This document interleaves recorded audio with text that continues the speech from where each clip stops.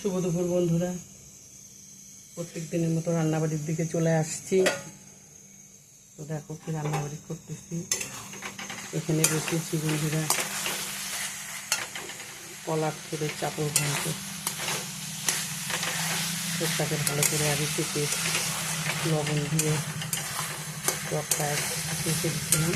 তারপরে তোমার পাঁচফোড়ন তেজপাতা ফোড়ন দিলাম, ফোড়ন দিয়ে এসে লবণ হয়ে দিয়ে দিলাম আদা বাটা, ডালের বড়ো বড়ো করে বড়া করে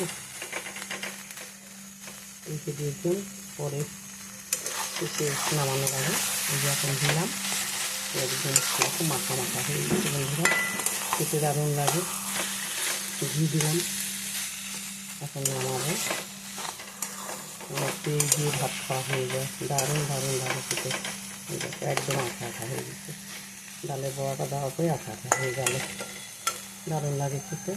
হয়ে গেছে বন্ধুরা। আর এখানে করলাম চাল কুমড়া ভাজা চাক চাক করে। এখানে চাল কুমড়ো দিয়ে ডাল, আর এখানে আলু করলা ভাজা। এই দেখো,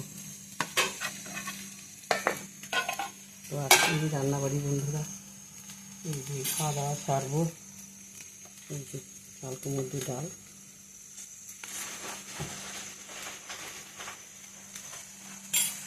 রান্নাবাড়ি কমপ্লিট। এখন খাওয়া দাওয়ার পালা। এখন খাওয়া দাওয়া করবো, তোমরা খাওয়া দাওয়া খাও। সবাই ভালো থেকে সুস্থ থেকে বন্ধুরা। এটা কি সুন্দর আঠা আঠা হয়ে গেছে, এখন নামাবো। দেওয়া আমার হয়ে গেল। সবাই ভালো থেকে সুস্থ থেকে বন্ধুরা।